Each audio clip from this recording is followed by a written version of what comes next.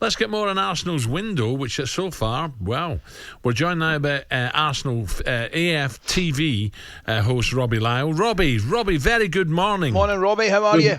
Good morning, guys. Good morning. You've got to be excited, Robbie, with this, surely. You know, Havertz, Ali's a massive fan, and we know Declan will just slot in brilliantly. So I think this is shrewd, I really do. Yeah, no, I'm very excited at the moment. You know, Arsenal over, recent times has not been the greatest sometimes in the transfer window. But I think over the last few years, a bit like what Jason Cundy was saying there, that they backed the manager. And this season, I mean, wow, 65 million on Havertz, 105 million on Declan Rice. I mean, no Arsenal fan can complain at the moment with the way we're moving in the transfer window. It's been brilliant. Yeah. Robbie, I was going to say to you, mate, you're 100% spot on. You cannot complain. Moving ahead, back in the manager.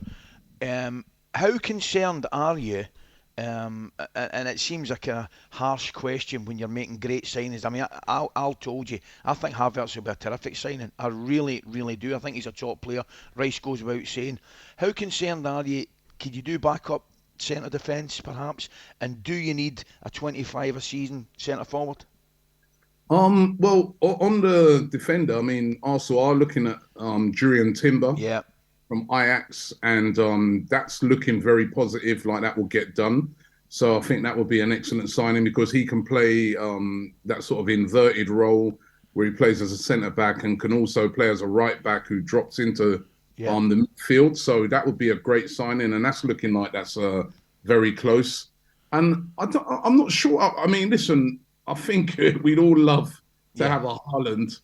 But is that player really out there at the moment? And also, when you look at Arsenal last season, we did actually score a lot of goals. I mean, we didn't have specifically one player that scored 25 goals, but, all the forward line were in double figures. And when you consider as well that Jesus, he missed about 3-4 months of the season. Yeah. I think you're going to see a better Jesus this season. Do you know what? I think people forget how close it was last year between Arsenal and City.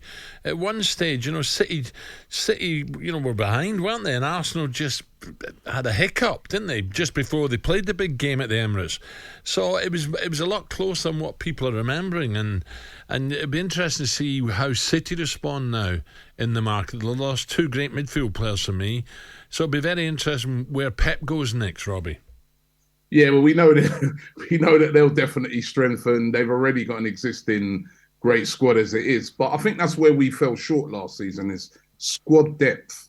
We just, remember when Saliba went out of the team, the players that came in, they did well, but they just weren't of the same level as Saliba. So I like the fact that we're bringing in a lot of quality players.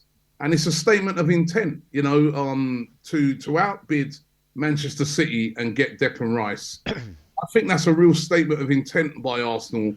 And I think the fact that these players are being very attracted to coming to play for Arsenal, to play for Arteta, Arsenal's a team on the up. The stadium's buzzing at the moment.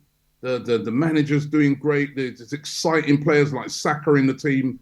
It really is. And we're back in the Champions League, of course. So it's an exciting place to come to right now. Robbie, here's a question for you, mate. I've been thinking about it. See, from Arsenal's point of view, and it might sound a crazy question, but let me try and explain it. See, from Arsenal's point of view, next season, do Arsenal need a stronger Liverpool, a stronger Chelsea, a stronger Manchester United? And by that, I mean more teams that are capable of taking points off Manchester City. You know what, right? That we spoke about this last year, and that's very true. I mean, the problem is that nobody's taking points off of Man City, including us last season. So I'm not too sure I want them to be too strong. I know. It's a kind of catch-22 situation. However, well, I do understand the question because nobody was taking, none of the big boys were taking points off of Manchester City, and it was kind of too easy for them to sort of, in the end, go on and win, and even in the previous year as well. So. Yeah, more teams need to be taking points off of Man City. But I guess, do I want a strong Chelsea? Yeah, no. No. It's going to be interesting. Well, it's going to be great. Can't wait to get going again, Robbie. Brilliant. Great to talk, Robbie. Take care. Thanks, Thank you Robbie, very all the much best. for your time. Thank you. Robbie Lyle, there, Arsenal fan, TV host. It's going to be a great Premier. I mean, it really is. Because Chelsea will improve, won't they? Well, they've got to. I mean, there's no way in this earth Chelsea can be as poor as they were last season. And don't forget, Liverpool were second favourites, according to Coral, behind City. It's back up yesterday. I think Liverpool and Arsenal are joint second favourites. But Liverpool, I was the same as you. I was surprised at that. However, you look at the end of the season that Liverpool had, and it was a far better end to the season than clearly the start of the season. You can argue they're a little bit unlucky not to make the top four, but they've got to be better. You think Manchester United have got to improve, but Chelsea's the one. They have to be better than they were last year, and Spurs obviously.